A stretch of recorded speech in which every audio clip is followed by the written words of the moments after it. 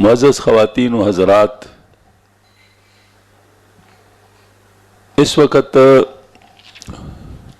بہت ساری چیزیں ایسی ہیں جو ہم جانتے ہیں لیکن ان کو استعمال نہیں کرتے، ہمارے فائدے کی چیزیں ہوتی ہیں، اور بہت ساری چیزیں ایسی ہیں جو ہمارے فائدے کی ہیں لیکن ہم ان کو جانتے نہیں ہیں۔ اب جو نہیں جانتے تو ان کو جاننا چاہیے پہلے، تاکہ ہم لوگ ان کو صحیح طور سے استعمال کر سکیں، اور مطلب ان کو استعمال کر سکیں۔ اور جو جانتے لیکن استعمال نہیں کرتے، اس میں پھر یہ ہمت کرنی ہوتی ہے کہ ان کو ہم پھر استعمال کرنے کی کوشش کر لیں۔ اس کا مطلب یہ ہے کہ علم یہ بھی ضروری ہے، عمل بھی ضروری ہے۔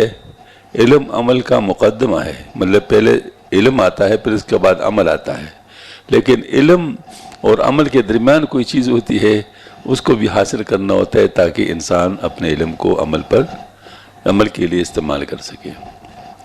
تو آج کا جو بیان ہے اصل میں اسی قسم کا بیان ہے کہ اس میں ان چیزوں کا ہمیں کہ بتایا گیا ہے کہ جو چیز ہم جانتے ہیں لیکن اس کے مطابق ہم لوگ عمل نہیں کرتے، تو پھر اپنے آپ کو اس کے لیے کیسے تیار کیا جائے، یہ والی بات ہے۔ دوسری بات یہ ہے کہ کچھ الفاظ مشہور ہوتے ہیں لیکن اس کا جو مفہوم ہے وہ صحیح طور پہ ذہن میں نہیں ہوتا۔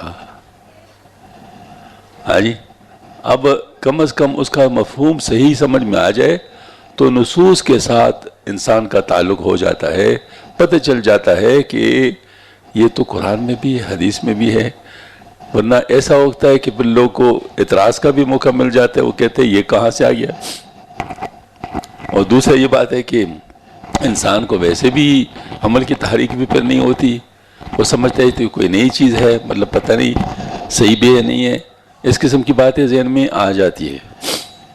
تو اس میں ایک لفظ ہے مراقبہ، بہت مشہور ہے، مطلب عام لوگ اس کو جانتے ہیں مراقبہ، لیکن مراقبہ کا صحیح مفہوم بہت کم لوگ جانتے ہیں کہ مراقبہ کا اصل مفہوم کیا ہے۔ آیا صرف لفظ ہی جاننا کافی ہے یا اس کے پیچھے جو حقیقت ہے اس کو جاننا بھی ضروری ہے؟ اب ذرا تھوڑا سا غور کر لے، یہاں پر میں اب انشاءاللہ پڑھوں گا، جو میں نے پڑھا ہے اس کا ترجمہ کروں گا، تو پتہ چل جائے گا کہ دیکھو ہم سمجھتے کیا تھے، وہ چیز کیا تھی، کہاں سے کہاں بات پہنچ گئی۔ ٹھیک ہے نا، مطلب یہ والی بات ہے۔ اب مثلا میں ہم خواتین کو بتاتے ہیں کہ ذکر کرو دل والا، مشہور یہ ہے کہ دل کا جو ذکر ہے یہ مراقبہ ہے، حالانکہ یہ مراقبہ نہیں ہے، یہ مراقبہ کے لیے تیاری ہے، مراقبے کے لیے میدان سجایا جا رہا ہے۔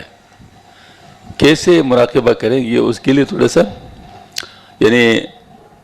میدان بنایا جا رہا ہے۔ تو اس میں یہ ہے کہ فرماتے ہیں کہ یہ تو ظاہر ہے کہ بدون دوام مواظبت اور پابندی کی کوئی عمل معتبر ہی نہیں ہے، یعنی کوئی بھی عمل جو ہوتا ہے وہ جب تک اس کی باقاعدہ پوری پابندی نہ کی جائے اس وقت تک مطلب یہ ہے کہ انسان کو اس کی عادت نہیں ہوتی۔ اس پابندی کا نام اصطلاح تصوف میں مرابطہ ہے، یعنی پہلے ایک لفظ کا بتایا گیا، مرابطہ کس کو کہتے ہیں، یعنی پابندی کرنا۔ وہ پابندی بظاہر ویسے عجیب لگتی ہے کیونکہ ظاہر وہ تو کوئی بذات خود مقصود چیز نہیں ہوتی، لیکن وہ اس کے لیے تیاری ہو رہی ہے تو اس کی پابندی کرنا۔ مجھے بتایا یہ جو ہمارے آرمی والے پریڈ کرتے ہیں یہ کیا چیز ہے؟ روزانہ صبح جمع ہوتے ہیں، پریڈ کرتے ہیں، ٹینشن، یہ کیا چیز ہے؟ آج مطلب اس کو یعنی باقاعدہ اس کی پابندی کی جاتی ہے۔ یہ بہت عرصے کی ایکسپیرینس کا نتیجہ ہوتا ہے کہ کس طریقے سے کسی کو الرٹ رکھا جا سکتا ہے۔ ہاں جی، مطلب یہ کہ مقصود تو یہ ہوتا ہے کہ ہر وقت کام کے لیے الرٹ ہو، یعنی مطلب جو ہے نا جو کام حوالے کیا جائے اس میں غفلت نہ ہو، یا کوئی اس کا اور بھی مقصد ہو سکتا ہے. مقصد تو یہی ہے، لیکن اس کے لیے پروسیجر کیا بنایا گیا؟ صبح سویرے وہ سب سے پہلے یہی کام کرتے ہیں کہ جمع ہو جاتے ہیں، اسمبلی میں پریڈ کرتے ہیں، پی ٹی کرتے ہیں. یہ چیزیں مطلب ان کا معمول بنا دی جاتی ہے، معمول بنا دی جاتی ہے. تو یہ ہے کہ اس کا نام تصوف کے اصطلاح میں مرابطہ ہے. علماء نے بھی مرابطہ کو اس معنی میں لیا ہے. چنانچہ بیضاوی نے رابطوں کی تفسیر واضح سے کی ہے. اس دوام و پابندی کے لیے اس کی ضرورت ہے کہ نفس کو اول متنبی کیا جائے کہ کام کرنا پڑے گا. یعنی اپنے نفس کو گویا کہ آپ باندھ لے ایک چیز کے ساتھ کہ یہ تو کرنا پڑے گا، اس میں کوئی گنجائش نہیں ہے چھوڑنے کی. یعنی پابندی گویا کہ یوں سمجھ لیجئے کہ آپ اس کو عادت ڈال رہے ہیں، پابندی کی عادت ڈلوا رہے ہیں. تو بعض دفعہ ایسا ہوتا ہے کہ جو کام آپ نے بعد میں اس سے لینا ہے وہ نہیں ہوتا، وہ کوئی اور چیز ہوتی ہے. لیکن پابندی آپ کسی اور چیز کی لگا رہے ہیں تاکہ پابندی کرنا سیکھ لے نا، پابندی کرنا سیکھ لے. میں واقعی اس طرح حیران ہوتا ہوں، یہ جو چوکیدار حضرات ہوتے ہیں ایک دم یہ کھڑے ہوتے ہیں، تو میں کہتا ہوں یہ تو بڑا مشکل کام ہے، مسلسل کھڑے ہوئے نا، ہاں جی، کوئی اور کام نہ کرنا، یہ تو بڑا مشکل کام ہے. تو واقعی تھا مشکل کام، لیکن ہمارے لیے جن نے اس کی ٹریننگ کی ہوتی ہے اس کے لیے مشکل نہیں ہوتا، وہ ان کے لیے یوزول کام ہے. ہاں جی، تو ان کو اس کی عادت ڈال دی جاتی ہے، وہ اس کے لیے پر تیار ہوتے ہیں، وہ کام کر سکتے ہیں. اور فلاں فلاں کام سے پرہیز کرنا ہوگا. دیکھیے اب کہاں سے بات چل رہی ہے اور کہاں تک کس طرح جا رہی ہے. دو کام ہے نا، شریعت پوری کی پوری کیا چیز ہے؟ امر بالمعروف، نہیں وہ کیا مطلب نہیں المنکر ہے نا، مطلب ایک کرنے کی چیز ہے اور ایک نہیں کرنے کی چیز ہے. اوامر و نواہی، اس کا نام شریعت ہے. یہ کچھ چیزوں کو کرنا ہے اور کچھ چیزوں سے بچنا ہے، دونوں ایک ہی طرح ضروری ہے. جو کرنے کی بات ہے اس میں چھوڑنا نقصان ہے، اور جو نہیں کرنا اس کو کرنا نقصان. تو یہ گویا کہ ہم لوگ اس کی عادت ڈلوانے کے لیے کہ یہ کام تو کرنا ہی ہے اور یہ کام چھوڑنا ہی ہے، اس کے بارے میں اس تنبیہ کو مشارطہ کہتے ہیں. مطلب جو اس کو یعنی بتا دیا گیا، شرط بنایا گیا، اور اس کی نگہبانی پھر ضروری ہے. اب جیسے پی ٹی کی رہبانی کی جاتی ہے، باقاعدہ حاضری لگائی جاتی ہے کہ کوئی آیا نہیں آیا، مطلب اس میں کیا ہے. تو اسی نگہبانی کا نام مراقبہ ہے. اسی نگہبانی کا نام کیا ہے؟ یہ مراقبہ ہے. اب کبھی ہم نے مراقبہ کے بارے میں سوچا ہے کہ مراقبہ کیا چیز ہے؟ اس نگہبانی کا نام مراقبہ ہے. فقط گردن جھکانا مراقبہ نہیں ہے. یہ اصل میں غلطی کیسے لگی؟ مراقبہ رقب گردن کو کہتے ہیں. یہ لفظ شریعت میں بھی کافی چیزوں میں استعمال ہوتی ہے. مثلا غلام کو آزاد کرنے کو کہتے ہیں گردن کو آزاد کرنا، اور حکم کی پابندی، اس کا مامور ہونا، اس کو بھی کہتے ہیں فلاں کے رقبہ کے اوپر میرا پیر ہے، یعنی میرے حکم کے تابع ہے. یہ عربی میں مطلب ظاہر استعمال ہوتا ہے. تو چونکہ عربی میں اس قسم کے معنوں میں استعمال ہوتا ہے، لہذا مراقبہ اس کو کہا گیا. لیکن لوگوں نے کیا کیا؟ فقط اس کی سمبولک، اس کو جو ہے نا لوگوں نے سمجھا کہ یہی مراقبہ ہے. گردن جھکانے کو مراقبہ کہتے نہیں. یہ تو اصل میں جس چیز کا سمبل ہے اس کی طرف اشارہ ہے. گردن کس کے سامنے جھکانا ہے؟ اللہ کے سامنے جھکانا ہے. یعنی یہ اس کی اصطلاحی معنی ہے کہ ہم نے اللہ کی بات ماننی ہے، اللہ کی بات ماننی ہے. اور پھر اس کی یہ نگرانی کرنے کہ ہم بات مان رہے نہیں مان رہے، ہم اللہ پاک کی بات مان رہے نہیں مان رہے. اسی نگرانی اور نگہبانی کا نام کیا ہے؟ مراقبہ ہے. بلکہ نفس کو گناہوں سے بچاوے اور نیک عمل پر پابندی کرے، اس کا ہر وقت خیال رکھے. یہ نگہداشت اصل مراقبہ ہے. یہ نگہداشت اصل مراقبہ ہے کہ آدمی اس بات کی بارے میں سوچے کہ کیا میں صحیح جا رہا ہوں، کوئی غلطی تو نہیں کر رہا ہوں. ہاں جی، تو اس کے بارے میں متفکر رہنا، الرٹ رہنا، یہ چیز کیا ہے؟ یہ مراقبہ ہے.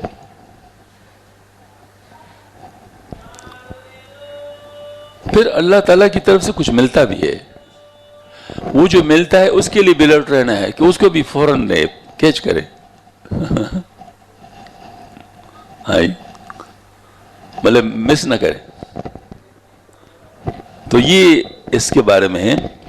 پھر کسی وقت خاص میں اس کا حساب لینا چاہیے جس سے معلوم ہو کہ اس نے شرط و قرارداد کو پورا کیا ہے، یعنی مطلب وہ جو چیزیں بتائی گئی ہے اس کے اوپر پورا اتر رہا ہے نہیں اتر رہا. اس حساب کتاب کو محاسبہ کہتے ہیں. اپنے آپ کے ساتھ حساب کہتے ہیں. اپنے ساتھ حساب کرو قبل اس کے ساتھ حاسبو قبل ان تحاسبو، تمہارے ساتھ حساب کیا جائے.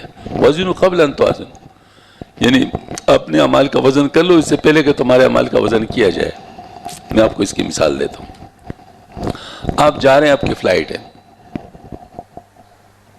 آپ کو 35 کلو گرام کی وزن کی اجازت ہے لے جانے کی، اور 1 کلو گرام پہ اچھا خاصا خرچ آتا ہے اگر ایکسٹرا ہو. اب یہ کہ اگر آپ ان وقت پہ آپ کا 2 کلو گرام وزن زیادہ ہو اور آپ کو بتایا جائے کہ اب اس کے لیے آپ اتنے پاؤنڈ یا اتنے ڈالر جمع کر دو یا پھر یہ چیزیں چھوڑ دو، تو کتنا مشکل ہوگا. تو ایسی صورت میں آپ پہلے سے اپنا وزن کرتے ہیں. لوگوں نے باقاعدہ وہ اسپرنگ بیلنس وہ رکھے ہوتے ہیں اپنے ساتھ، اس کے مطابق اپنا وزن کر لیتے ہیں کہ آیا میرا وزن کہیں زیادہ تو نہیں ہے. اچھا، کچھ ایئر لائنز کے بارے میں ذرا لوگوں کو تجربہ ہوتا ہے، کچھ ریلیکسیشن دیتے ہیں، کچھ کے بارے میں تجربہ ہوتا ہے یہ نہیں دیتے. تو جن کے بارے میں ریلیکسیشن کا بھی ہوتا ہے اس میں بھی انسان ازیوم کرتا ہے کتنا ہو سکتا ہے، اس سے زیادہ پھر بالکل وہ نہیں کرتے. ورنہ کچھ لوگ تو بے شک ریلیکسیشن جن کی ہو اس میں بھی ڈرتے ہیں، وہ زیادہ نہیں مطلب اپنے ساتھ لے جاتے. یہ ہوتا ہے. ایک دفعہ ایسا ہوا کہ میں امریکہ جا رہا تھا اور میرا ہرنیا کا آپریشن ہو چکا تھا. تو ہرنیا کا آپریشن جب ہوتا ہے تو کچھ مہینے انسان کو احتیاط کرنی ہوتی ہے وزن اٹھانے سے. تو لہٰذا میں نے اپنا وزن بہت ہلکا رکھا تھا. میرے خیال میں صرف کپڑے اور کاغذ تھے تو 4-4.5 کلو سارا کچھ تھا اس میں. ایک ہی اس میں تھا. تو جب بورڈنگ ہو رہا تھا تو مجھ سے کہا مطلب کوئی بیگ وغیرہ میں نے کہا نہیں. کون سے؟ تو میں نے دکھا دی تو ہنس پڑے، کہتے جائیں. اس وقت مجھے خیال ہے میں نے کاش قیامت میں بھی ایسا ہو، وہاں پر بھی ایسا ہو. مطلب مسکرایا، چلو چلو جاؤ جاؤ کوئی بات نہیں. ہاں جی. تو یہ اصل میں مطلب انسان کو کہتے اپنا وزن کر لو اس سے پہلے کہ تمہارا وزن کیا جائے. اپنے ساتھ حساب کر لو اس سے پہلے کہ تمہارے ساتھ حساب کیا جائے. تو اس کو محاسبہ کہتے ہیں. یہ باقاعدہ ایک عمل ہے، کرنا ہے، یعنی کیونکہ ضروری ہے. کیا کریں، مطلب پیش تو آنا ہے. جیسے لوگوں کو پتہ ہوتا ہے کہ بھئی یہ چیزیں تو ہونی ہے تو اس میں وہ کرتے ہیں. ابھی ہمارے تھے تو مطلب ایسا ہوتا ہے، مجھے پہلے سے بتایا گیا تھا کہ کوئی اسٹیل کی چیز آپ کے جیب میں یا آپ کے ہاتھ میں نہیں ہونا چاہیے. وہ سب اس ٹرے میں رکھ دیں تاکہ وہ کلیئر ہو کے چلے جائے اور وہ باڈی چیک اپ کی ضرورت محسوس نہ ہو. کیونکہ باڈی چیک اپ میں اگر ان کو شک پڑ جائے تو پھر بعض دفعہ بہت تنگ کر دیں. یورپین لوگ جو ہے نا وہ یا امریکن یہ تنگ کرتے ہیں بعض دفعہ. تو میں نے پوری کوشش کی کہ میرے جیب میں کوئی ایسی چیز نہ ہو اسٹیل کی جس سے آواز آئے.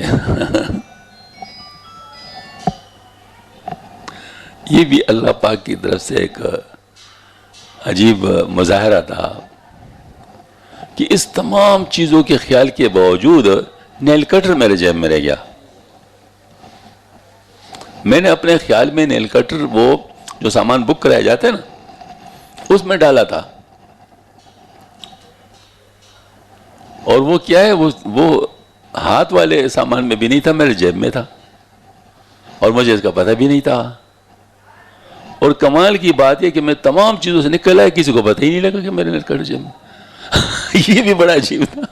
اب اس کا بھول جانا بھی بڑا عجیب تھا اور اس کا نظر انداز ہونا بھی بڑا عجیب تھا.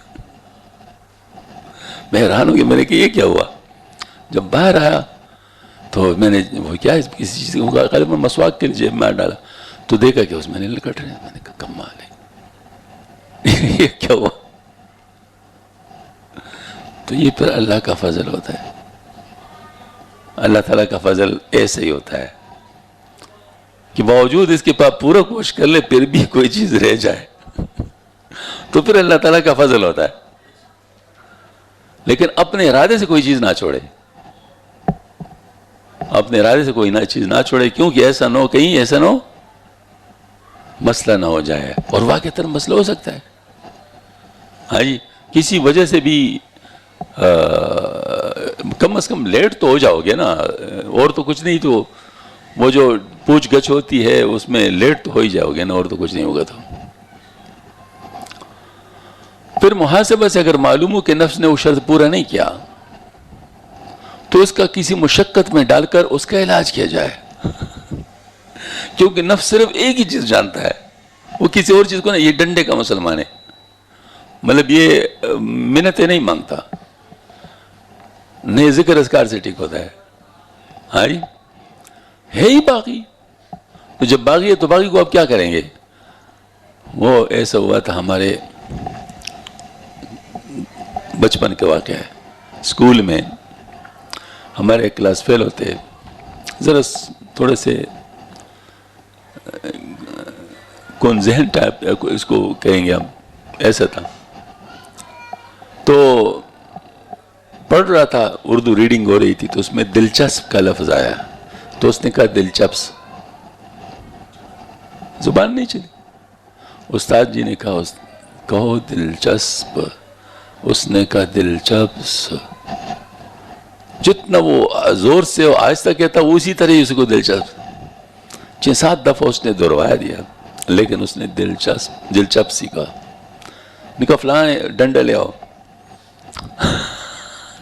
وہ ڈنڈا لے آئے, اس کو زور سے 5-6 ڈنڈے مارے نا.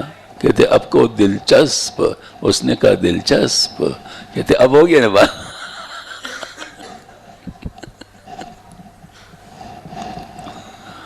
تو نفس ہمارے ایسا ہے, جب اس پہ بوجھ آتا ہے تو یہ مانتا ہے, جب تک اس پر بوجھ نہیں آتا یہ ماننے والے ہی نہیں ہے. ہاں جی, چلو میں دوسری طرح سمجھا دوں. یہ عورتیں کپڑے دھوتی ہیں نا, تو کپڑے دھونے کے لیے کیا آرام آرام سے نرم نرم ہاتھوں سے دھوتی ہیں. اگر اسے دھوئیں گی تو کیا صاف ہو جائیں گی؟ نہیں. 2 طریقے ہیں, یا کوئی بے مروت کیمیکل ہو جو اس کو آگے پیچھے کر لیں ساری چیزوں کو, ہاں جی, یا پھر بے مروت ہاتھ ہو تو اس کے ذریعے سے پھر مطلب میل کو جدا کیا جاتا ہے, ورنہ آسانی کے ساتھ نہیں ہوتا. تو اسی طریقے سے یہ جو نفس ہے یہ بھی اڑی کرتا ہے. اس کو سدھانے کے لیے, درست کرنے کے لیے یہی طریقہ ہے. دیکھیں گھوڑا ہوتا ہے, اڑیل ہوتا ہے, اس کے نتنوں کے اندر سے وہ گزارا جاتا ہے. وہ کیا ہوتا ہے, ہاں جی, اور پھر اس کی باگیں کھینچتے ہیں اس طریقے سے. اب یہ جس طرف موڑنا ہوتا ہے اس طرف کا جو ہے نا وہ کھینچا جاتا ہے, دوسرے کو ڈھیلا چھوڑا جاتا ہے, تو اس کے لیے اشارہ ہوتا ہے کہ اس طرف مڑ جاؤ, تو اس طرف مڑ جاتا ہے. اور اگر دوسری طرف کیا جائے تو دوسری طرف مڑ جاتا ہے. تو اس کا مطلب یہ ہے کہ نفس کو نکیل ڈالو, نفس کو نکیل ڈالو. جب کوئی اڑی کرے تو کھینچو اس طرف سے, ہاں جی, خود ہی سیدھا ہو جائے گا. ہاں جی. اب یہ چیز ہم لوگ کہتے ہیں نہیں آرام آرام سے ساری چیزیں ہو جائے, تو آرام آرام سے چیزیں نہیں ہوتی. کام کرنے کے لیے تو کچھ کرنا پڑتا ہے, اور گزشتہ کی تلافی کے واسطے کوئی ایسا نیک عمل بھی کیا جائے جو نفس کو گراں ہو, اس کو مجاہدہ کہتے ہیں. یہ زبردستی کراؤ اس سے, زبردستی اسے کراؤ. ہاں جی. وقتی علاج بطور سزا و جرمانہ تو معاقبہ ہے, اور دائمی وظیفہ تلافی مافات کے واسطے مقرر کرنا یہ مجاہدہ ہے. دیکھیں اللہ جل شانہ نے اس کا انتظام فرمایا ہے. ایک مجاہدہ روزانہ رکھا ہے کہ وہ ہر حال میں کرنا ہے, اور وہ نماز ہے 5 وقت. ہاں البتہ اس کی آسانی کے لیے اللہ پاک نے اس کا علاج بھی بتایا. ان الصلاۃ لکبیرۃ الا علی الخاشعین الذین یظنون انہم ملاقو ربہم.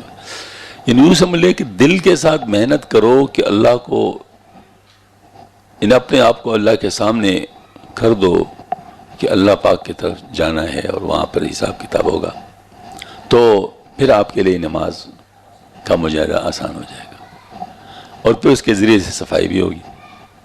تو ایک مجاہدہ تو نماز کا یہ تو روزانہ, اور ایک مجاہدہ سالانہ ہے, اور وہ 30 دن کے روزے, 30 دن کے روزے ہیں.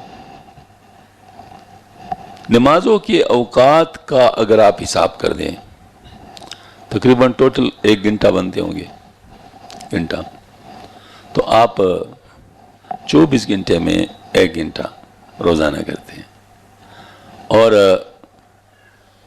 12 گھنٹے کے لگ بھگ روزہ ہوتا ہے. یعنی اس سے کچھ زیادہ کم جو ہوتا ہے وہ علیحدہ بات ہے, لیکن 12 گھنٹے کے ایوریج تقریباً روزہ ہوتا ہے. تو یہ جو روزہ ہے اس کو اگر آپ دیکھیں تو 12 میں, پورے 12 مہینوں میں 1 مہینہ, اور 12 گھنٹوں میں مطلب یعنی وہ جس کو کہتے ہیں ہاں بالکل ہاں, تو اس کے 1/2 تو 1/24 ہو گیا نا. تو تقریباً برابر کا وزن ڈالتے ہیں کہ نماز کا بھی اتنا ہی وزن ہے جتنا کہ روزے کا ہے, اور دونوں ہمارے لیے, ہمیں ہمارے نفس کو سیدھا کرنے کے لیے ہے کہ ہم لوگ ایک کو مسلسل رکھا ہے, روزانہ رکھا ہے, اور ایک کو جو ہے نا سالانہ رکھا ہے, تاکہ جو ہے نا وہ یہ, اور ایک خاص مجاہدہ ہے جو اللہ پاک لیتے ہیں پورے عمر میں 1 دفعہ, پورے عمر میں 1 دفعہ لیتے ہیں, اور وہ کیا ہے؟ وہ حج ہے. ہاں جی. اور مال کے بخل کو دور کرنے کے لیے ایک مجاہدہ اللہ پاک لیتے ہیں, اور وہ کیا ہے؟ وہ سال میں 1 دفعہ 40. تو یہ مجاہدے اللہ پاک نے رکھے ہیں جس کے ذریعے سے ہمارا نفس کنٹرول میں رہے. مال کی محبت ایک خاص حد سے بڑے نہیں, صرف اس کی حفاظت کے لیے ہو, لیکن دل اس کے ساتھ لگا ہوا نہ ہو, دل اس کے ساتھ لگا ہوا نہ ہو. اور دوسرے یہ کہ نماز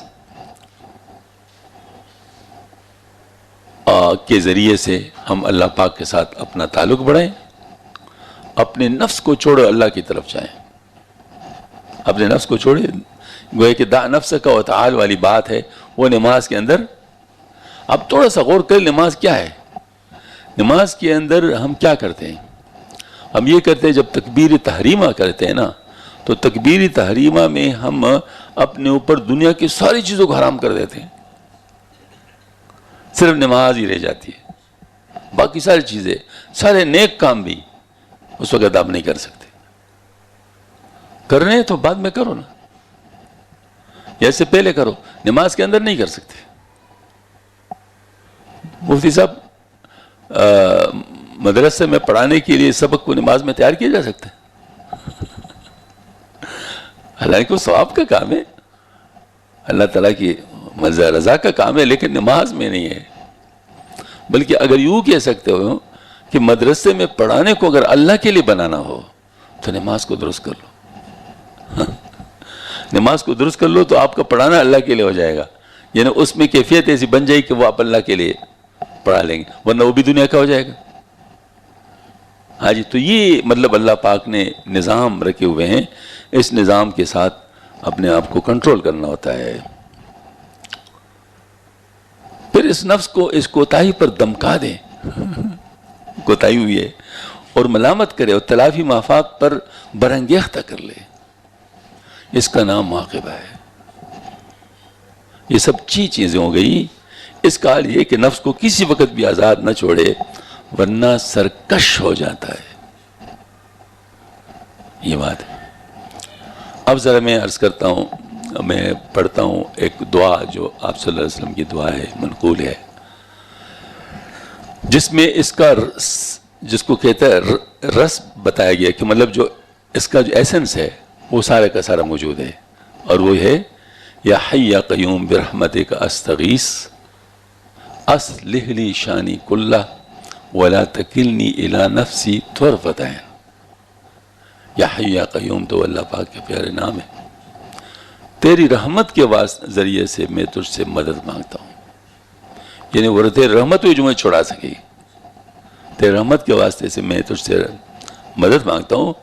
اصلح لی شانی کلہ، میرے ہر حالت کو درست کر دے، یعنی میرے دیکھنے کو درست کر لے، میرے سننے کو درست کر لے، میرے بولنے کو درست کر لے، میرے سوچنے کو درست کر لے، میرے چلنے کو درست کر لے، میرے پکڑنے میں کوئی کام دنیا میں موت سے پہلے جو بھی ہے وہ درست عمل ہو، اس میں کوئی کجی نہ ہو۔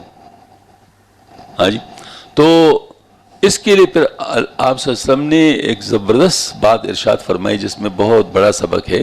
فرمایا وَلَا تَكِلْنِي إِلَىٰ نَفْسِي طَرْفَةَ عَيْنٍ، اور مجھے میرے نفس کے ایک لمحے کے لیے بھی حوالے نہ فرما، مجھے میرے نفس کے ایک لمحے کے لیے بھی حوالے نہ فرما۔ گویا کہ ایک لمحے کے لیے بھی اگر کوئی نفس کے حوالے ہو گیا بچنا مشکل ہے، کیونکہ نفس اور شیطان کا جو گٹھ جوڑ ہے وہ بہت خطرناک ہے۔ نفس کیا ہے؟ یہ انتہائی درجے کا بیوقوف ہے، لیکن زبردست پاورفل ہے۔ جیسے کوئی بہت ہی سادہ آدمی بڑا پہلوان ہو، ہوتے ہیں اکثر جو ذہین لوگ ہوتے ہیں اکثر کمزور ہوتے ہیں، جو غیبی لوگ ہوتے ہیں اکثر پہلوان ہوتے ہیں، مطلب ظاہر ان کو اور کوئی سوچ نہیں ہوتا تو ظاہر ہے بس پہلوانی تو ہو جاتی ہے۔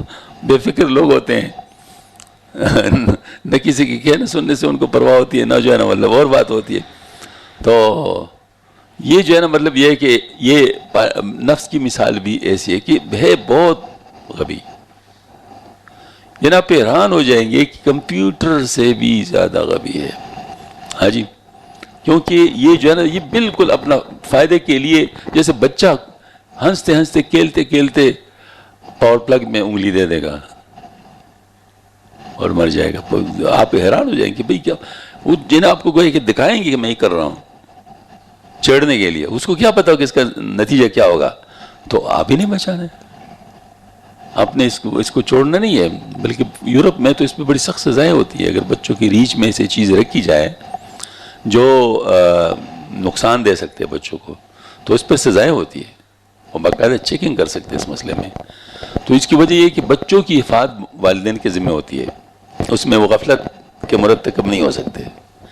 ہاں یہ جو سیٹ بیلٹس ہوتے ہیں اس قسم کے ہوتے ہیں ان کے اپنے ہوتے ہیں، اور یہ لاک چلڈرن جو مطلب اس کو محفوظ کرنے کے لیے جو لاک ہوتا ہے، یہ ساری باتیں کرنی پڑتی ہے اگر بچے ساتھ ہوں۔ تو اس کی وجہ کہ بچے اپنی حفاظت نہیں کر سکتے، نہ ان کو اپنے سینس ہوتا ہے۔ اسی طریقے سے نفس کے ذمہ دار ہم ہیں، نفس خود اپنی حفاظت نہیں کرے گا، تو اول تو یہ خود اپنی حفاظت نہیں کرتا، نمبر 1، اور نمبر 2 کیا ہے؟ شیطان بھی سر پہ موجود ہے، اور وہ اس کو ایسا مطلب جس کو کہتا باتیں بتاتا ہے کہ جو نفس کے لیے بڑی وَزَيَّنَ لَهُمُ الشَّيْطَانُ أَعْمَالَهُمْ، مطلب ان اعمال کو بڑا مزین کر کے پیش کرتے ہیں۔ لگتا ہے سود اوہ یا بھی سود لیں گے تو یہ ہو جائے گا، یہ ہو جائے گا، وہ ہو جائے گا. الراشی والمرتشی فی النار خوب یاد ہے، معلوم ہے، بلکہ لوگوں کو پڑھاتا بھی ہوگا، لیکن جب رشوت لینے کا موقع آتا ہے سارا پی جائے گا. مطلب یہ ہے کہ وہ اس کی پرواہ نہیں کرے گا. اس طریقے سے ظلم ہے، اس طرح دھوکہ ہے، اس طرح جھوٹی قسم ہے. یہ ساری باتیں ہمارے معاشرے میں ہیں یا نہیں ہے؟ یہ ہے معاشرے میں. اس کا مطلب یہ ہے کہ وہی شیطان کا جو گڑھ جوڑ ہے وہ ہوتا ہے کہ شیطان نفس کے خواہشات کے جامع میں وسوسہ لاتا ہے، نتیجتاً نفس اس کے کرنے کے لیے تیار ہو جاتا ہے. اور جب نفس تیار ہو جاتا ہے تو اگر آپ الرٹ نہیں ہیں تو نفس اپنا کام کر چکا ہوگا، اگر آپ الرٹ نہیں ہیں. ایک دفعہ ایسا ہوا، پشاور میں ایک ڈاکٹر تھے، سائیکاٹرسٹ، ڈاکٹر شفیق، بڑے مشہور سائیکاٹرسٹ ڈاکٹر تھے. اس کے شاگرد، ظاہر میڈیکل کالج کے اکثر ڈاکٹر ان کے شاگرد ہوتے تھے، سائیکاٹری میں ان سے پڑھا ہوتا تھا. اس کے پاس ایک پیشنٹ آیا تھا تو اس نے اس کو بہت بڑی ڈوز جو خواباور چیزیں ہوتی ہیں سلانے والی وہ دیتی، انجیکشن، یہ بھی فلاں بھائی یہ اور فلاں. تو ان کے جو متعلقین تھے ان کو ذرا زیادہ لگے تو انہوں نے اپنے لوکل سائیکاٹرسٹ ڈاکٹر جو اس کا شاگرد تھا اس کو بتایا کہ اتنے ڈاکٹر صاحب نے لکھے تو یہ واقعی ان کو اتنا دینا چاہیے. اس نے کہا پتہ نہیں استاد جی نے کس طرح لکھے، تو بہت زیادہ ہے. تو اس کا ہاف ڈوز دے دیا، کہتے ہاف ڈوز اس کو دے دو. تو ہاف ڈوز اس کو دے دیا اور اگلے دن اس نے 3 انگلیاں پاور پلگ میں دے دی اور خودکشی کر لی. ہاں جی، خودکشی کر لی تو بات ڈاکٹر شفیق صاحب تک پہنچ گئی اور یہ ساری بات ان کے سامنے آ گئی. تو اس نے اپنے شاگرد کو ڈانٹا کہ تو نے مارا ہے اس کو. میں نے اس کی پوری ہسٹری لی تھی اور مجھے پتا تھا کہ اس وقت اس کو 3 دن سلانا ہے. 3 دن یہ جاگے نہیں. تو آپ نے میرا نسخہ کیوں چینج کر دیا؟ وہ درمیان میں جاگا اور بس گیا. اب دیکھو یہ چیز ہوتی ہے. تو کبھی ایسا ہوتا ہے کہ ذرا بھر بھی کسی کو چانس مل جائے تو پھر وہ آپ دیکھتے ہیں جن کو پھانسی کی سزا ہو جاتی ہے، جو مطلب موت کی سزا جن کو ہو جاتی ہے، ان کے سامنے کوئی بلیڈ بھی نہیں چھوڑتے. ہاں، کوئی اور مطلب اس قسم کا آلہ جس سے کوئی خودکشی کر سکے اس کو نہیں چھوڑتے. حالانکہ اس سے بھی مرتا ہے، اس سے بھی مرتا ہے، لیکن اب انسان کی اپنی ریڈنگ ہے، وہ اپنے طور پہ کرتا ہے. تو یہ اس کا مطلب یہ ہے کہ نفس جو ہے نا اس کے اوپر کوئی اعتماد نہیں ہے، کچھ بھی کر سکتا ہے. تو آپ صلی اللہ علیہ وسلم نے جو فرمایا وَلَا تَكِلْنِي إِلَىٰ نَفْسِي طَرْفَةً، اور مجھے میرے نفس کے ایک لمحے کے لیے بھی حوالے نہ فرما. تو اس نفس کے اوپر کڑی نگرانی کرنا، کیونکہ کوئی چلتی ٹرین سے چھلانگ لگا دے تو سیکنڈوں کی بات ہوگی نا، لیکن پھر واپس تو نہیں آ سکتا. تو اب اس طرح مطلب کوئی بھی حرکت انسان کر سکتا ہے. تو اپنے نفس کو کنٹرول رکھنا، ذرا بر بھی کوئی بے ترتیبی دکھائی دے فوراً اس کا علاج. آپ حضرت یعنی وہ عمر رضی اللہ تعالیٰ عنہ ایک دن بیت المال کی بوریاں خود ڈھونے لگے، حالانکہ خادم موجود تھے. تو صحابہ کرام نے پوچھا کہ امیر المومنین کیا ہوا، ہم موجود نہیں ہیں، آپ کیوں کر رہے ہیں؟ نکاح اصل میں کچھ وفود آئے تھے، ان کے ساتھ بحث تھے، امیر المومنین ملاقات ہوئی تو نفس بھول گیا اس کو سیدھا کرنے کے لیے میں کر رہا ہوں، اس کو سیدھا کرنے کے لیے میں کر رہا ہوں. دوسری طرف کپڑے حضرت کے ایسے ہی ہوتے تھے، مطلب پیون لگے ہوتے تھے، اور کبھی کبھی صرف ایک جوڑا ہوتا تھا تو نماز بھی لیٹ ہو جاتی تھی جمعہ کی.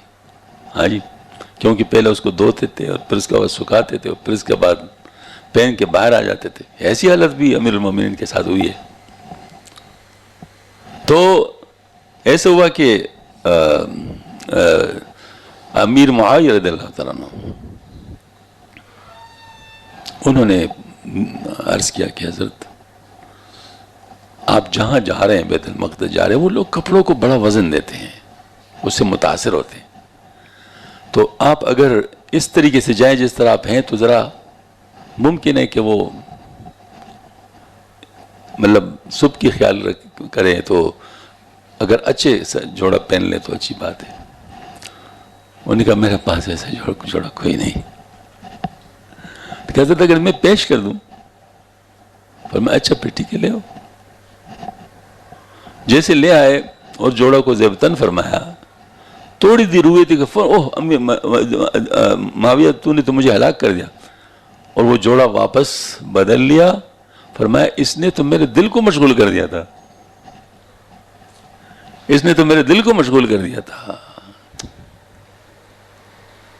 میں آپ کو سمجھانے کے لیے ایک مثال بتاتا ہوں۔ ایک شخص ہے، وہ کوئی محبوب چیز کو دیکھ رہا ہے یا محبوب شخص کو دیکھ رہا ہے، اس کے مطلب نظارے میں مشغول ہے۔ کوئی شخص آ کر درمیان میں کھڑا ہو جائے، وہ کیا کہے گا؟ ہاں جی، بہت سخت اس کو تکلیف ہوئی، بلکہ کہے گئے کیا کر رہے ہو بھائی، ہٹ جاؤ۔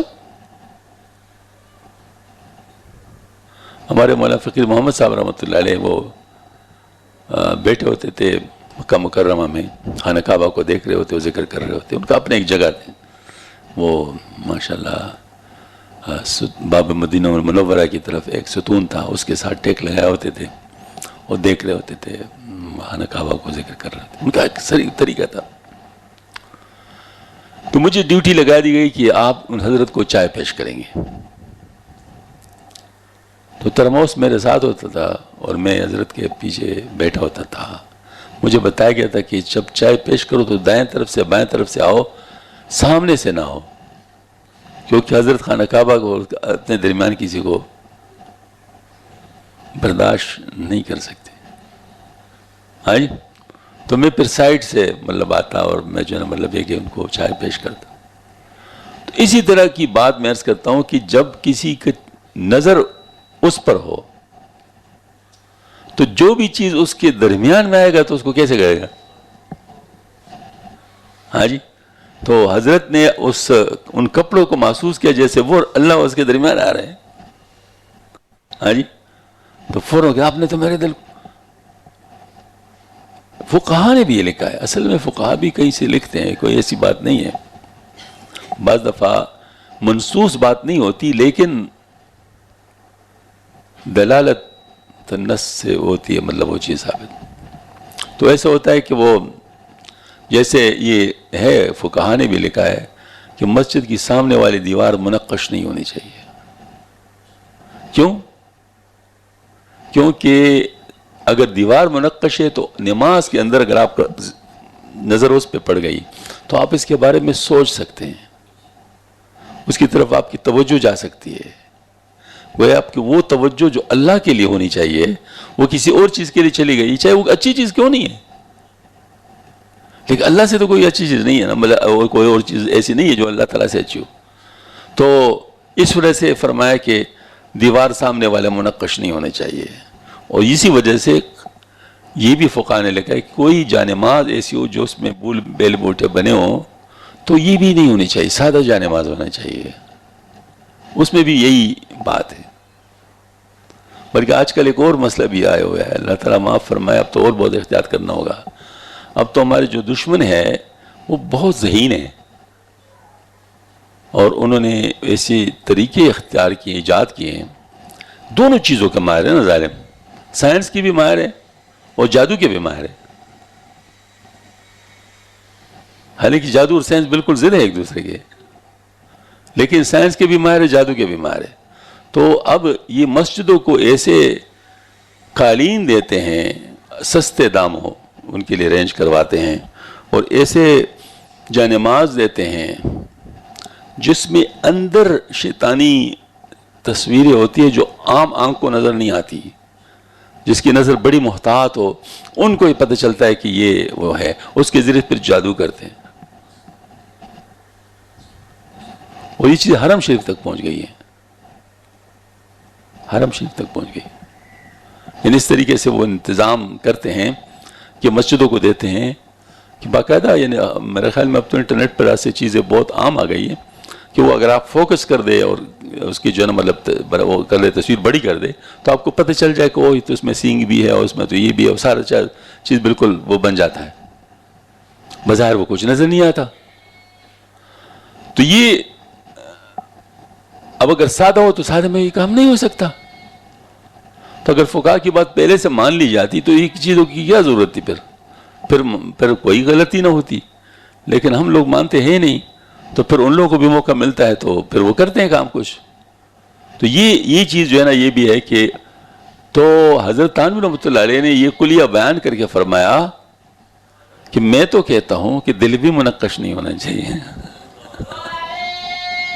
یعنی کیفیات کا طالب نہیں ہونا چاہیے، اللہ کی رضا کا طالب ہونا چاہیے. مثلا کوئی ذکر کرتا ہے تو ذکر میں جو مزے کا طالب ہے وہ تب ذکر کرے گا جب اس کو مزہ آئے گا، جب مزہ نہیں ہے تو چھوڑ دے گا. وہ تو مزے کا طالب ہوا نا، وہ تو ذکر کا طالب، وہ تو اللہ کے تعلق کا طالب تو نہیں ہوا نا. وہ تو جب مزہ آئے گا تو کرے گا، مزہ نہیں آئے گا تو پھر نہیں کرے گا. تو یہ بات ہے کہ ہم لوگوں کو نفس کی کڑی نگرانی کرنی پڑے گی، ورنہ پھر یہ ہے کہ کافی مشکلات پیش آ سکتے ہیں. اور حق تعالیٰ نے ارشاد فرمایا کہ اللہ آنکھوں کی چوری سے واقف ہے. یعنی دیکھو تم الرٹ رہو تاکہ پکڑے نہ جاؤ، ورنہ اللہ تو الرٹ ضرور ہے. اللہ پاک کا تو ہر وقت مطلب اس کے سامنے تو ہر چیز کھلی ہوئی ہے. تم سمجھتے ہو کہ میں نے یہ چیز چھپا دی، تو یہ نہیں ہو سکتا. اللہ تعالیٰ سے کوئی چیز نہیں چھپا سکتا. اللہ تعالیٰ ہر چیز کو دیکھ رہا ہے، اور اس سے بھی واقف ہے جس کو سیدھے میں چھپاتے ہیں. وما تخفی الصدور.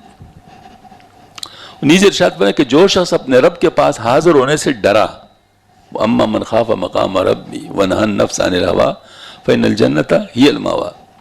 اور نفس کو خواہش نفسانی سے روکا، اس کا ٹھکانہ جنت ہے.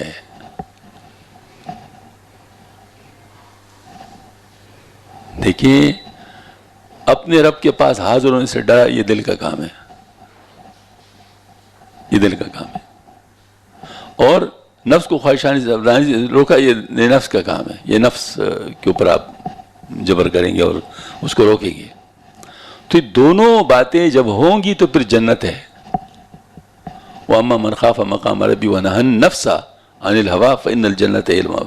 اور اللہ تعالیٰ نے یہ بھی فرمایا کہ اس شخص سے بڑھ کر کون گمراہ ہو سکتا ہے جس نے اپنے نفس کی خواہش کی پیروی کی. مطلب یہ ہے کہ اگر اللہ اکبر ایک دیوانے کے پیچھے جو جاتا ہے، مثلا کوئی پشاور جاتا ہے اور وہ ایک دیوانے کے پیچھے لگ جاتا ہے کہ میں پشاور پہنچ جاؤں گا، تو پہنچ جائے گا. دیوانے کا کیا پتا، وہ پتہ نہیں کس طرف نکل جائے. تو یہ نفس بھی تو دیوانہ ہے، یہ تو اپنے خواہشات میں اندھا ہے، اس کو اور کچھ بھی نظر نہیں آتا. وہ تو صرف اپنی خواہش پوری کرنا چاہتا ہے. اس کو تمہارے مقصد سے کوئی غرض نہیں ہے، اس کو اپنے مقصد سے غرض ہے. لہٰذا تو نے ہی اس کو چلانا ہے، تو نے اس کو قابو رکھنا ہے. گاڑی چل رہی ہوتی ہے اور آپ اس میں بیٹھے ہوتے ہیں، لیکن گاڑی آپ کو چلائے یا تو گاڑی کو چلائے؟ کیا ہونا چاہیے؟ گاڑی تجھے چلائے گی تو بہت زبردست طریقے سے آپ کو خبر میں پہنچا دے گی. ہاں جی، پھر تو یہی ہوگا نا. اور اگر تو گاڑی کو چلائے تو اسٹیئرنگ کے اوپر بہت الرٹ بیٹھنا ہوگا. آپ نے گاڑی کو ڈائریکشن دینی ہے، ایسا ہو ایسا ہو ایسا ہو ایسا ہو. ایک ایک لمحے کا آپ کو خیال رکھنا ہوتا ہے، ایک ایک لمحے کا آپ کو خیال رکھنا ہوتا ہے. اب ذرا میں عرض کرتا ہوں، تھوڑا سی بات بھی کچھ صاف ہو گئی ماشاءاللہ. وہ یہ کہ جب انسان گاڑی پہلے سیکھتا ہے چلانا، تو یہ گاڑی تو چلاتا ہے لیکن اس کے اعصاب کے اوپر کافی بوجھ آتا ہے. کیوں؟ وجہ کیا ہے کہ وہ ہر چیز سے ڈرتا بھی ہے، اس کو ٹھیک بھی کرتا ہے. اور مطلب یہ ہے کہ وہ اپنے ہاتھوں میں پتہ نہیں کہاں سے ٹینشن وہ لاتا ہے، کیونکہ ظاہر مطلب ہے کہ اس کو پتہ ہوتا ہے کہ میں اس طرف گیا تو یہ ہو جائے گا، اس طرف گیا تو یہ ہو جائے گا. اس کا ذہن بھی مصروف، اس کے ہاتھ بھی مصروف، اس کی آنکھیں بھی، ایک عجیب حالت اس کی ہوتی ہے. لیکن کیا پھر بعد میں بھی ایسا ہوتا ہے جب یہ ماہر ڈرائیور بن جاتا ہے؟ پھر کبھی بچے کو بھی مار دیتا ہے، بیٹھو، کبھی موبائل پہ بات بھی کرتا ہے، کبھی اور بھی بہت سارے کام کرتے ہیں، اگرچہ منع ہوتے ہیں لیکن بہرحال وہ کر سکتا ہے. غلطی اس میں بھی لگ جاتی ہے لیکن زیادہ تر نہیں لگتی. ہاں جی. تو اس صورت میں کیوں؟ کیونکہ ماہر ہو گیا ہے. تو جس کا نفس کنٹرول میں آ جائے تو پھر وہ ایسا کر سکتا ہوتا ہے. تو جو ماہر نہیں ہے وہ اس کی اگر نقل کرے کہ میں ماہر ہو گیا ہوں، وہ مبتدی اور منتہی کی نقل کرنے لگے تو کیا نتیجہ ہوگا؟ نعرے مارا جائے گا. تو یہی بات ہے کہ ہمیں جو ہے نا باقاعدہ یہ لمبا راستہ اختیار کرنا پڑے گا. شارٹ کٹ کوئی نہیں ہے، شارٹ کٹ کوئی نہیں ہے، لمبا راستہ اختیار کرنا پڑے گا. اور وہ کیا ہے؟ نفس کی اصلاح کا، نفس کی اصلاح کا لمبا راستہ ضروری ہے. حضرت عمر رضی اللہ عنہ ایک دن ابوبکر صدیق رضی اللہ عنہ کے پاس آئے تو اپنی زبان کو کھینچ رہے تھے. عمر رضی اللہ عنہ نے کہا کہ ٹھہرو، ایسا نہ کرو، اللہ تعالیٰ تمہاری مغفرت کرے گا. اس پر ابوبکر نے فرمایا اس نے مجھے ہلاکتوں میں ڈالا ہے. یعنی میں کوئی چیز نہیں بولنا چاہتا یہ بول لیتی ہے، زبان سے بات نکل ہی جاتی ہے. تو اس وجہ سے میں اس کو ایسے کر رہا ہوں. ویسے میں کہتا ہوں کہ دنیا کے معاملے میں ساری چیزیں میں معلوم ہے. ایسا ہوتا ہے دنیا کا جب نقصان ہوتا ہے نا تو پھر کیا ہوتا ہے کہ لوگ کے کیسے حالات ہوتے ہیں، کبھی کیا کر رہے تھے، کبھی کیا کر رہے ہوتے ہیں، وہ ساری باتیں. لیکن یہ حضرات آخرت کے لیے کام کر رہے ہوتے اور ان کی حالت ایسی تھی. آپ سب نے فرمایا دراصل مجاہد وہ ہے جو اپنے نفس سے اتباع خداوندی کے بارے میں یاد کرے. کیوں؟ وجہ یہ ہے یہ وہ مجاہد ہے جس مجاہدے میں جہاد بھی شامل ہے، یعنی جہاد بالسیف بھی شامل ہے. کیا خیال ہے وہ نفس کے ساتھ جہاد ہے یا نہیں ہے جو جہاد بالسیف کرے گا؟ وہ اس کا سبسیٹ ہے، وہ اس کے اندر شامل ہے. بعض لوگوں کو بڑی حیرت ہوتی ہے کہ نفس کے ساتھ جہاد کو جہاد اکبر کہا گیا، یہ کیا مطلب ہے؟ بھئی خدا کے بندوں اس میں سارا جہاد شامل ہے، اس میں ہر چھوٹی بات ہر بڑی بات ساری شامل ہے. تو جہاد اکبر ہوا یا نہیں ہوا؟ کیونکہ بنیادی جہاد تو آپ کا نفس کے ساتھ ہے. کافر کے ساتھ بھی جہاد تو نفس کے ساتھ جہاد کے وجہ سے ہے نا، ورنہ پھر کافر کی مخالفت اب کیوں کرے؟ ہاں جی. تو یہ اصل بات یہ ہے کہ اصل جہاد جو ہے کیا ہے؟ وہ نفس کے ساتھ جہاد ہے، اور یہ ہمیشہ کہا ہے. آپ صلی اللہ علیہ وسلم نے فرمایا اچھا یہ تو یعنی جس طرح کفار سے اللہ کا مطلب کہ جہاد کیا تھا، اس طرح نفس سے بھی جہاد کرنا ہے تاکہ وہ اللہ تعالیٰ کا فرمان بردار ہو جائے. اور یہ جہاد مقدم اور افضل ہے جہاد معروف سے. عمر رضی اللہ عنہ نے خطبہ میں فرمایا کہ تم خود نفس سے حساب لے لو اس سے قبل کہ تمہارا حساب لیا جائے، اور اس کو جانچ لو اس سے پیشتر کہ تم کو جانچا جائے، اور تیاری کر لو خدا کے سامنے بڑی پیشگی. جس دن تم پیش کیے جاؤ گے تمہاری کوئی بات چھپ نہیں سکے گی. اور حق تعالیٰ نے ارشاد فرمایا ہے کہ اے مومنو اللہ سے ڈرو، اور چاہیے کہ ارشاد اس کی دیکھ بھال کرتا رہے کہ اس نے کل قیامت کے واسطے کیا بھیجا ہے. اللہ سے ڈرتے رہو، بے شک اللہ تمہارے اعمال کی خوب خبر رکھتا ہے. یہ وہ آیت پیش کیا گیا ہے یہاں پر. یہ آیت اس آیت سے مراقبہ ثابت ہوتا ہے. مراقبہ کا جو اصل مفہوم ہے اس آیت کے اندر بیان کیا گیا ہے، اور وہ کیا ہے کہ انسان ہر وقت دیکھ بھال میں لگا رہے کہ آیا کون سا عمل ہے جو آگے بھیج رہا ہے. کیونکہ وجہ ہے کہ اعمال جا تو رہے ہیں، اعمال جا تو رہے ہیں. تو یہ جو اعمال ہے وہ کیا صحیح اعمال جا رہے ہیں یا غلط اعمال جا رہے ہیں؟ اگر کوئی ایسا عمل آپ کا چلا گیا وہاں پر جو بعد میں آپ کے پریشانی کا باعث بن سکتا ہے، تو اس کو اگر آپ کو پتہ چل جائے فوراً واپس کر لو، توبہ کر لو، وہاں جانے سے روک دو اس کو، توبہ کر لو.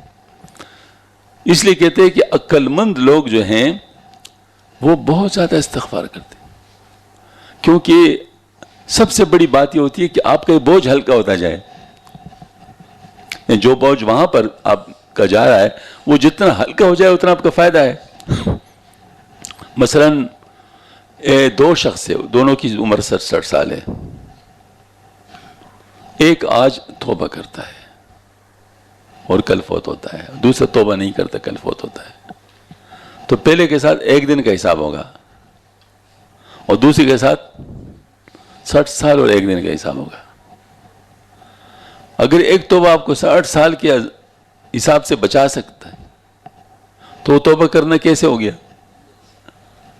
کتنی بڑی چیز ہے. ہاں جی. تو اس وجہ سے توبہ کے قدردان لوگ جو ہوتے ہیں وہ توبہ کرتے رہتے ہیں، توبہ کرتے رہتے ہیں، توبہ کرتے رہتے ہیں. اس کی وجہ ان کو پتہ ہے کہ یہی ہمارے لیے خلاصی کا ذریعہ ہے، یہی ہمارے لیے نجات کا ذریعہ ہے. قرآن پاک میں یہاں تک ہے کہ ہم ان کو پر کیسے عذاب کریں حالانکہ آپ ان میں ہیں اور یہ استغفار کرنے والے. وبالاسحار هم یستغفرون، جو رات کو اٹھ کے سحری کے وقت استغفار کرتے ہیں، باقاعدہ خصوص طور پر ان کا ذکر ہے. اس لیے کہتے ہیں اگر کوئی تہجد کے لیے اٹھ جائے اور اتنا وقت نہ ہو کہ وضو کر کے تہجد پڑھ سکے تو 2 منٹ اگر اس کو مل لے تو اس میں استغفار میں لگ جائے. اس وقت کو استغفار میں خرچ کر لے تاکہ وہ بالاسحار میں یستغفرون میں آ جائے نا. یہ کام تو ان کا ہو ہی جائے گا نا، کیوں قرآن پاک میں باقاعدہ اس کے بارے میں فرمایا ہے. تو یہ اس لیے میں عرض کرتا ہوں کہ ہم لوگوں کو نفس کے لیے کچھ کرنا پڑے گا، اصلاح کرنی پڑے گی، اس کے اوپر کڑی نگرانی کرنی پڑے گی. اور مراقبہ کا جو صحیح مفہوم ہے وہ یہ ہے کہ ہم ہر وقت الرٹ رہیں کہ کوئی کام ہمارا غلط تو نہیں ہو رہا، کوئی نقصان ہمیں ہو تو نہیں رہا کسی اس کی وجہ سے، کہیں بعد میں شرمندگی تو نہیں ہوگی. اللہ تعالیٰ ہم سب کو توفیق عطا فرما دے. وآخر دعوانا الحمدللہ رب العالمین، الحمدللہ رب العالمین، الصلاۃ والسلام علی خاتم النبی. اللهم اهدنا الصراط المستقيم صراط الذين أنعمت عليهم غير المغضوب عليهم ولا الضالين. اللهم أرنا الحق الحق وارزقنا اتباعه وارنا الباطل باطلا وارزقنا اجتنابه. يا حي يا قيوم برحمتك نستغيث أصلح لنا شأننا كله ولا تكلنا إلى أنفسنا طرفة عين. لا إله إلا أنت سبحانك إنا كنا من الظالمين. ربنا تقبل منا إنك أنت السميع العليم وتب علينا إنك التواب الرحيم. وصلى الله